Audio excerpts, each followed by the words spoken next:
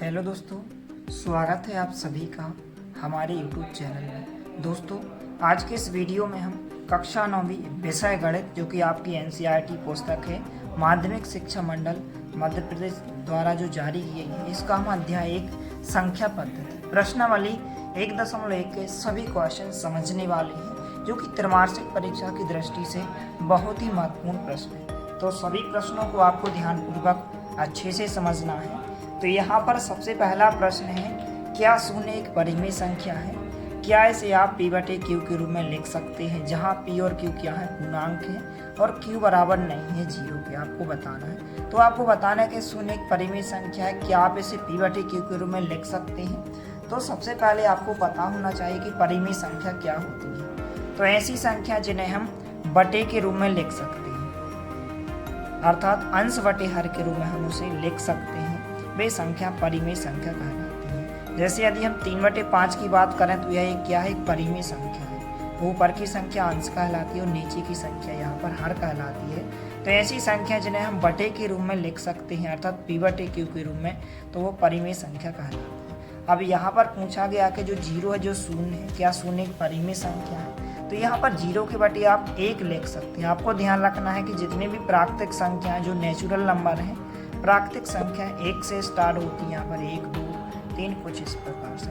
तो हर एक संख्या के बटे हम 1 लिख सकते हैं, चाहे वह धनात्मक संख्या हो या ऋणात्मक संख्या हो। इसी प्रकार से हम 0 के बटे भी 1 लिख सकते हैं, और 0 के बटे हम यदि 1 लिख दें तो यह भी क्या हो जाएगी, P/Q के रूप में व्यक्त हो जाएगी, अर्थात बटे वाली संख्या बन जाएगी, और यह भी आपकी क्या हो जाएगी, परिमेय संख्या। तो यहाँ पर इस प्रकार से आप कह सकते हैं कि हाँ, शून्य एक परिमेय संख्या है, क्योंकि इसके हर में हम 1 लिख सकते हैं। इसके हर में जो है नीचे वाला क्या कहलाता है, हर, तो इसके हर में हम 1 लिख सकते हैं। इस प्रकार से आप आसानी से उत्तर को लिख सकते हैं, और यह है आपकी त्रैमासिक परीक्षा की दृष्टि से बहुत ही महत्वपूर्ण प्रश्न है। इसको आपको अच्छे से तैयार करना, बहुत ही सरल क्वेश्चन है। तो इस प्रकार से आप लिख सकते हैं कि हाँ, शून्य जो है एक परिमेय संख्या। क्यों है परिमेय संख्या? क्योंकि इसे हम जो है 0 के बटे हम 1 लिख सकते हैं। इस प्रकार से आपका आंसर होगा। बहुत ही सरल क्वेश्चन है और इम्पोर्टेंट क्वेश्चन है, इसको आप अच्छे से तैयार करें। इसके बाद प्रश्न क्रमांक 2 भी यहाँ पर बहुत ही महत्वपूर्ण प्रश्न है। इस प्रकार के आपके त्रैमासिक पेपर में 1 या 2 क्वेश्चन आपसे जरूर पूछे जाएंगे, और यहाँ से एक क्वेश्चन जो है आपके वार्षिक पेपर में भी पूछा जाएगा। इस प्रकार का क्वेश्चन कि कोई भी आपको 2 संख्या दी जाएंगी और आपसे कहा जाएगा कि इन 2 संख्याओं के बीच परिमेय संख्या ज्ञात कीजिए। बहुत ही सरल क्वेश्चन है, आपको बिल्कुल आसान तरीके से समझाया जाएगा। यहाँ पर प्रश्न क्रमांक 2 है, 3 और 4 के बीच में 6 परिमेय संख्या ज्ञात कीजिए। तो यहाँ पर आप सबसे पहले समझ लीजिए कि क्वेश्चन को हम कैसे सॉल्व करेंगे। तो यहाँ पर सबसे पहले आपको 3 और 4 के बीच में ज्ञात करना है। तो इस प्रकार से आपको 3 और 4 को लिख लेना है। अब इसके बाद यहाँ पर हमें क्या ज्ञात करना है, परिमेय संख्या।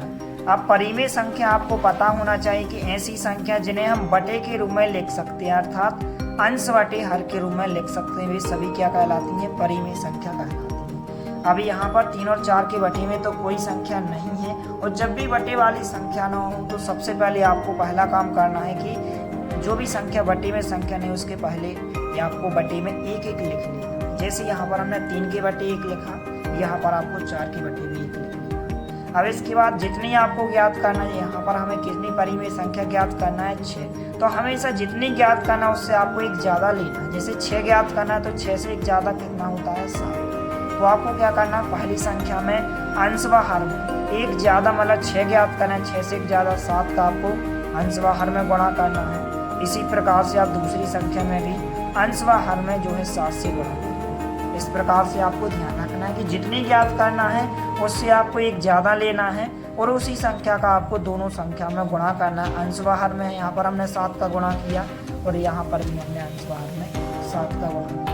यहाँ पर गुणा करेंगे 3 का गुणा 7 के साथ, तो यहाँ पर कितने हो जाएंगे, 21 आ जाएंगे। 1 का गुणा 7 के साथ करेंगे 7 आ जाएंगे। यहाँ पर 4 का गुणा 7 के साथ करेंगे 28 आ जाएंगे, और 1 का गुणा 7 के साथ करेंगे 7 आ जाएंगे। अभी यहाँ पर आप देख सकते हैं 21 और 28 के बीच आप आसानी से संख्या बता सकते हैं कि 21 के बाद कौन सी संख्या आती है, 22 आती है। 22 के बाद 23 आती है, 23 के बाद 24, 24 के बाद 25, 25 के बाद 26 और 26 के बाद 27। और यहाँ पर आप देख सकते हैं नीचे बटे में दोनों संख्याओं के बटे कितने दिया गया है, 7 और 7 दिया गया। तो इन सभी के बटे भी आप क्या लिख सकते हैं, 7 लिख सकते हैं। तो इस प्रकार से आप आसानी से किन्हीं भी दो संख्याओं के बीच कितनी भी परिमेय संख्या ज्ञात कर सकते हैं। एक विकल्प या खालिस्तान या एक शब्द में एक प्रश्न भी पूछा जा सकता है कि दो संख्याओं के बीच कितनी परिमेय संख्या ज्ञात की जा सकती है। तो दो संख्याओं के बीच आपको ध्यान रखना है अनंत परिमेय संख्या, असंख्य अनंत परिमेय संख्या ज्ञात की जा सकती है। तो इस प्रकार से इस प्रोसेस के द्वारा आप आसानी से किन्हीं भी दो संख्याओं के बीच परिमेय संख्या ज्ञात कर सकते हैं। तो आइए यहाँ पर हम इस क्वेश्चन को इसी प्रकार से सॉल्व करते हैं। तो आपको ध्यानपूर्वक अच्छे से समझना है। सबसे पहले यहाँ पर हम लिखेंगे हल दिया है, जो भी आपको दिया गया है यहाँ पर हमें ज्ञात करना है 3 और 4 के बीच 6 परिमेय संख्या। तो यहाँ पर हम लिख लेंगे कि 3 और 4 के बीच 6 परिमेय संख्या। तो इस प्रकार से हमने लिखा 3 और 4 के बीच 6 परिमेय संख्या।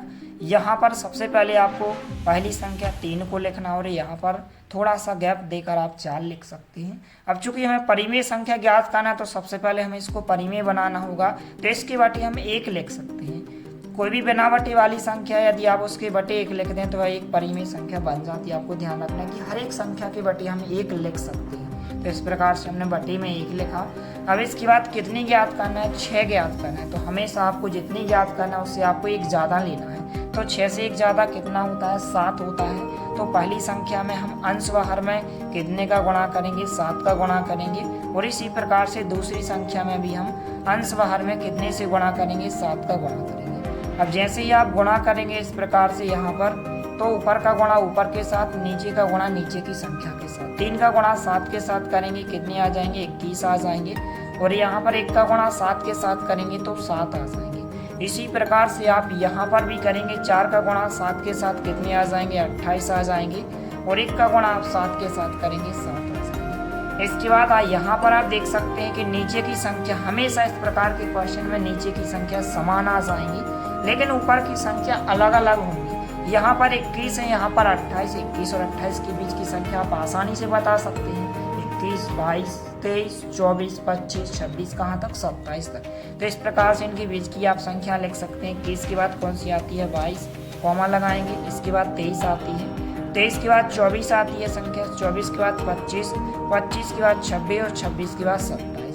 केवल आपको 21 और 28 के बीच की संख्या लिखना है। और यहाँ पर दोनों के बटे, यहाँ पर 7 है और यहाँ पर 7 है। तो इन सभी संख्याओं के बटे भी आप कितना लिख सकते हैं, 7 लिख सकते हैं। इस प्रकार से आप लिखेंगे 24/7, 25/7, 26/7 और यहाँ पर आप लिखेंगे 27/7। इस प्रकार से आप आसानी से लिख सकते हैं। अतः आप लास्ट में लिख भी सकते हैं कि 3 और 4 के बीच 6 परिमेय संख्या। इस प्रकार से 6 परिमेय संख्या आपकी हो सकती है।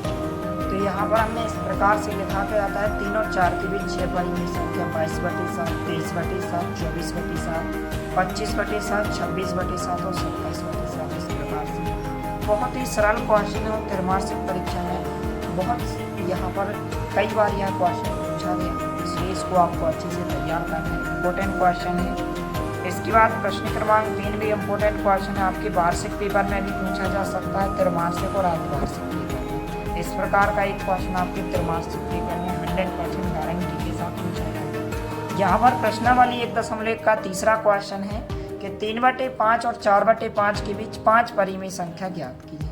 अभी यहाँ पर पहले से परिमेय संख्या दी गई है तो आप इनके बटे में 1 नहीं लिखेंगे, डायरेक्टली आप क्या करेंगे, गुणा करेंगे। पहले आप इन संख्याओं को लिखेंगे। हमें कितनी ज्ञात करना है, 5 ज्ञात करना है। तो 5 से आप 1 ज़्यादा लेंगे, कितना लेंगे, 6 लेंगे। 6 का आप ऊपर नीचे पहली संख्या में अंश बाहर में 6 का गुणा करेंगे। इसी प्रकार से आप 4/5 में भी अंश बाहर में कितने का, 6 का गुणा करेंगे। और आप आसानी से इनके बीच की संख्या लिख सकते हैं। बहुत ही इस प्रकार के जितने भी क्वेश्चन है सरल क्वेश्चन है। तो यहाँ पर सबसे पहले हम लिखेंगे हल। इस प्रकार से आपको लिखना है कि 3/5 और 4/5 के 5 परिमेय संख्या। तो यहाँ पर हमने इस प्रकार से लिखा कि 3/5 और 4/5 के बीच 5 परिमेय संख्या। अब इसके बाद आप दोनों संख्याओं को यहाँ पर आप लिख लीजिए।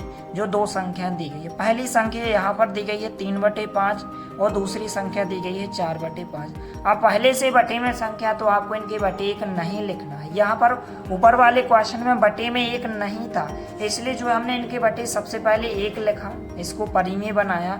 यहाँ पर पहले से परिमेय संख्या दी गई है तो आपको इनके बटे एक नहीं लिखना है।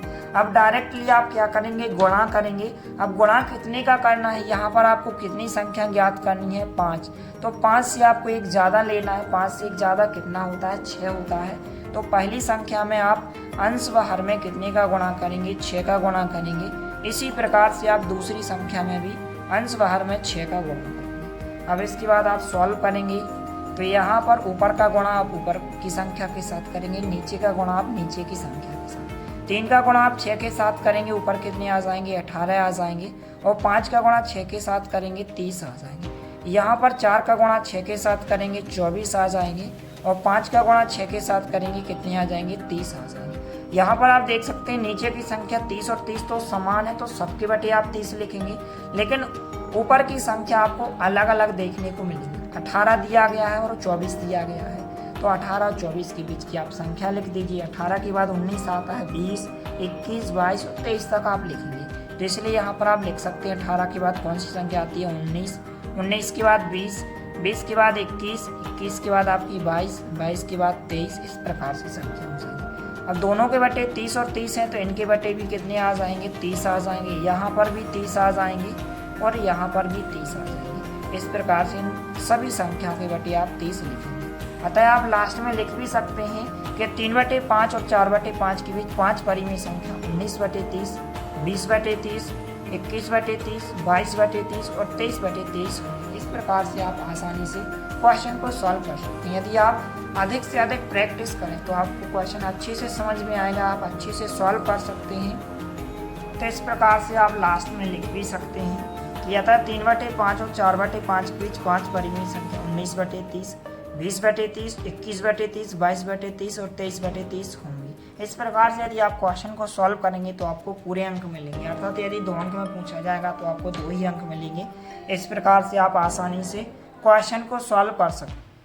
अब इसके बाद प्रश्न क्रमांक 4, जो कि सत्य में क्वेश्चन आपसे पूछे जाएंगे, इंपॉर्टेंट क्वेश्चन है, इनको भी आप तैयार करें। प्रश्नावली 1.1 का प्रश्न क्रमांक 4 दिया गया है कि नीचे दिए गए कथन सत्य हैं या असत्य हैं, कारण के साथ अपने उत्तर दीजिए। पहला प्रश्न है कि प्रत्येक प्राकृतिक संख्या एक पूर्ण संख्या होती है। तो आप हमारे इंट्रो वीडियो को देख सकते हैं, उसमें हमने आपको बताया कि पूर्ण संख्या क्या होती हैं, प्राकृतिक संख्या क्या होती है, पूर्णांक संख्या क्या होती हैं, परिमेय संख्या, पूर्ण संख्या क्या होती है। तो यहाँ पर आप थोड़ा सा समझ लीजिए। सबसे पहले प्राकृतिक संख्या की बात की गई है, तो प्राकृतिक संख्या नेचुरल नंबर कैपिटल N से हम दर्शाते हैं। प्राकृतिक संख्या जो होती है 1 से स्टार्ट होती है। इस प्रकार से जितनी भी धनात्मक संख्या 1 से लेकर अनंत तक की, इस प्रकार से आप डेट तक, ये प्राकृतिक संख्या कहलाती है।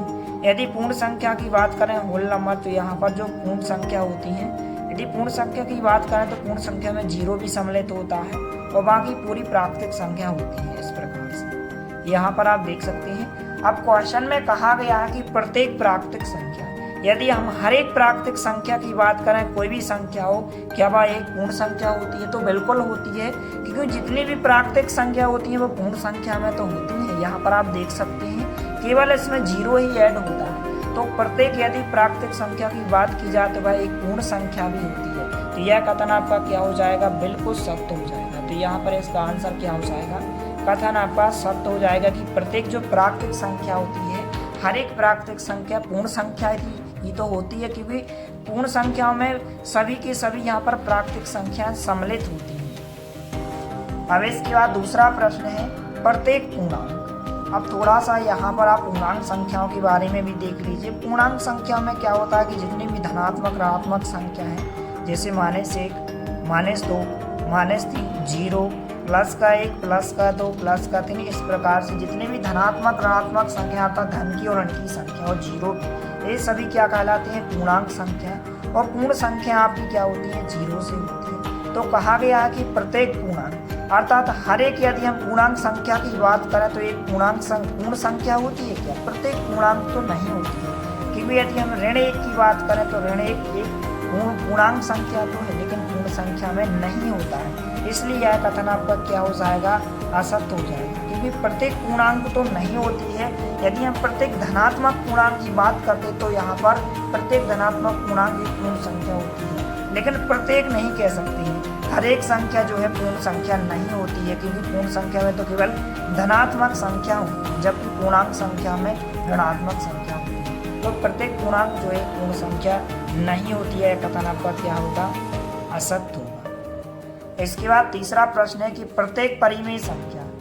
अब परिमेय संख्या क्या होती है, हमने आपको बताया था कि बटे वाली संख्या जिसे हम अंश बटे हर के रूप में लिख सकते हैं, सभी परिमेय संख्या कहलाती है।